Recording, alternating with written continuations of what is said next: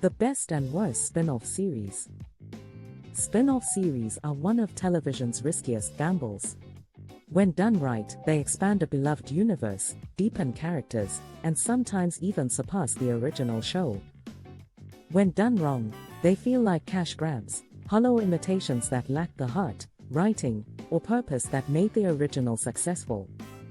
Before we get started, subscribe to our channel and turn on the notification bell so you never miss our latest content. Better Call Saul, best spin-off, Breaking Bad universe. When Breaking Bad ended, many fans were skeptical about a spin-off centered on Saul Goodman, the flashy comic relief lawyer.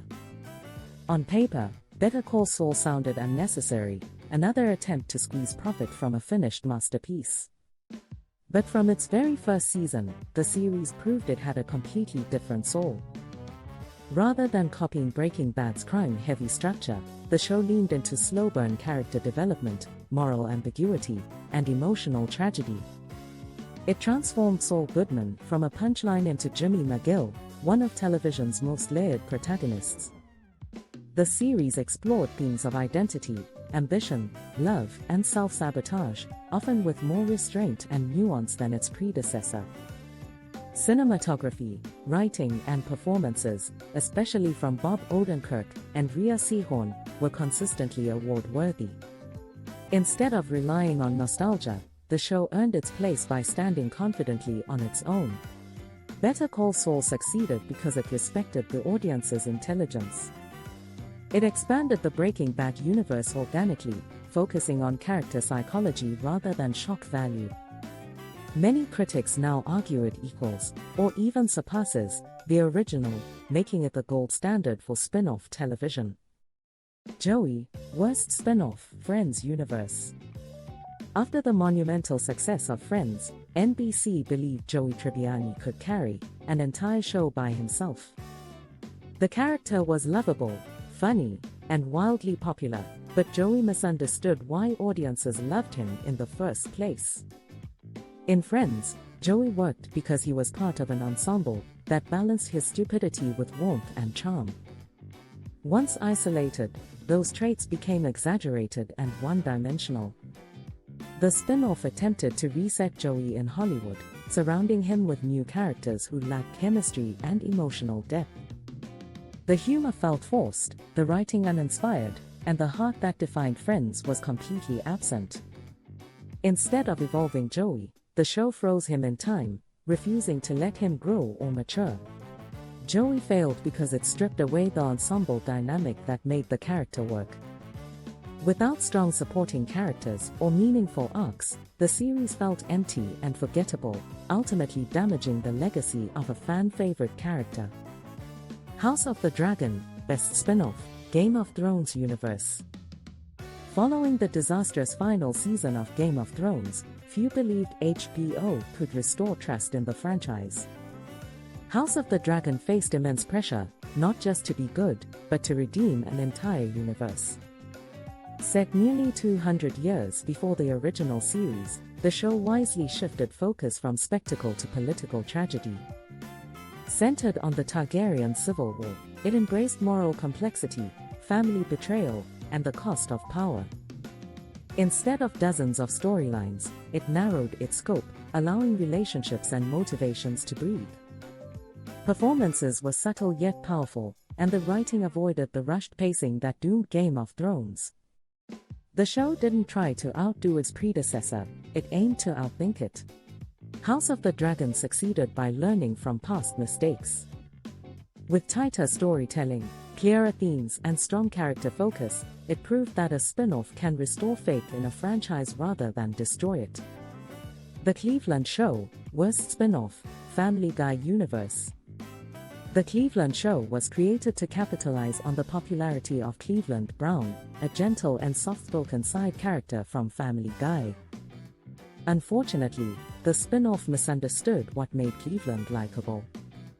Removed from Quahog, the show struggled to create a compelling environment or cast of supporting characters. The humor lacked edge, the satire felt watered down, and the show relied too heavily on recycled jokes.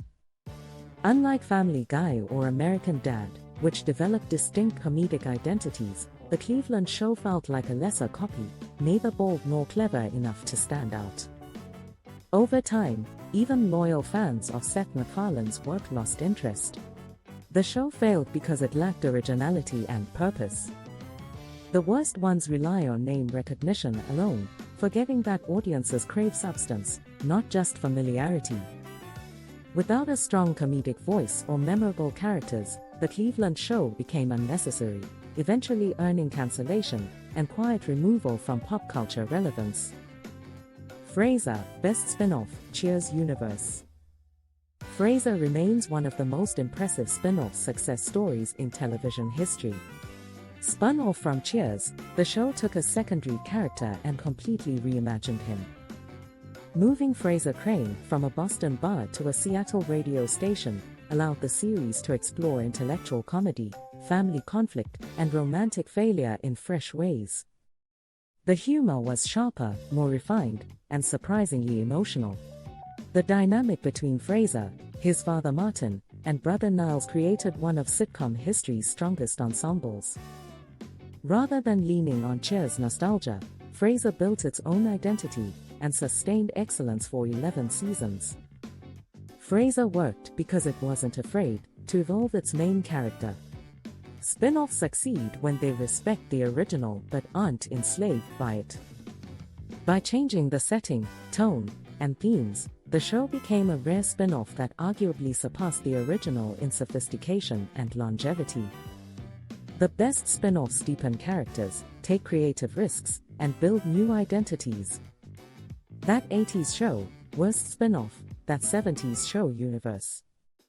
Attempting to recreate the magic of that 70s show, Fox launched that 80s show with high expectations and very little understanding of why the original worked.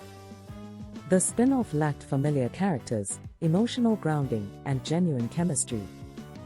Instead of building meaningful relationships, it leaned heavily on surface-level nostalgia, fashion, slang, and pop references, without heart or humor.